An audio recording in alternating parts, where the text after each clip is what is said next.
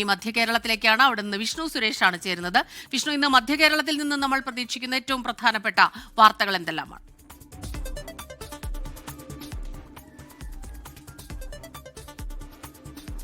P V അൻവറുമായി ബന്ധപ്പെട്ടുള്ള ED. നടപടികൾ തന്നെയാണ് ഒരു പ്രധാനപ്പെട്ട വാർത്ത. പി വി അൻവറിനെ ഇന്നലെ 12 മണിക്കൂർ ചോദ്യം ചെയ്ത ശേഷമാണ് വിട്ടയച്ചത്. അനധികൃത സ്വത്ത് സമ്പാദനവുമായി ബന്ധപ്പെട്ട കേസിലായിരുന്നു അന്വേഷണം. പ്രത്യേകിച്ച് KFC-യിൽ നടക്കം വായ്പയെടുത്ത് ആ വായ്പ തിരിച്ചടവ് മുടക്കി അത് വലിയ കുടിശ്ശികയാക്കി.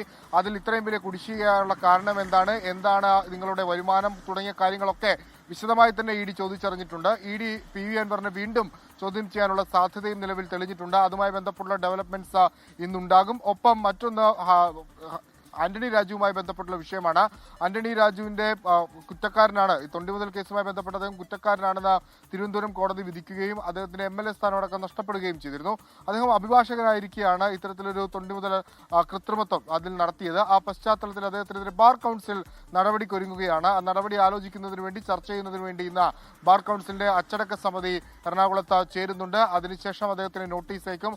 അതിലൊരു തീരുമാനമുണ്ടാകും. വലിയ നാണക്കേട് ഈ വിഷയത്തിൽ ബാർ കൗൺസിലടക്കം ഉണ്ടായി എന്നുള്ളതാണ് അവരുടെ വിലയിരുത്തൽ. ഒരു അഭിഭാഷകന്റെ ഭാഗത്തുനിന്ന് ഒരിക്കലും ഉണ്ടാകാൻ പാടില്ലാത്ത വീഴ്ച ആന്റണി രാജുവിന്റെ ഭാഗത്തുനിന്നുണ്ടായി എന്നാണ് വിലയിരുത്തൽ. ആ പശ്ചാത്തലത്തിലാണ് അച്ചടക്ക നടപടിയിലേക്ക് നിലവിൽ ഇപ്പോൾ ബാർ കൗൺസിൽ തയ്യാറെടുക്കുന്നത്. അതുമായി ബന്ധപ്പെട്ടുള്ള വാർത്തയും പ്രതീക്ഷിക്കുന്നുണ്ട്.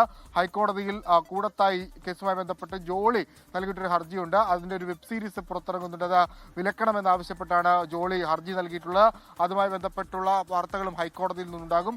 കുറുപ്പുംപടി പോലീസ് സ്റ്റേഷനുമായി ബന്ധപ്പെട്ടുള്ള കൈക്കൂലി വാർത്തകൾക്കുള്ള ഫോളോ അപ്പുകൾക്കും സാധ്യതയുണ്ട്.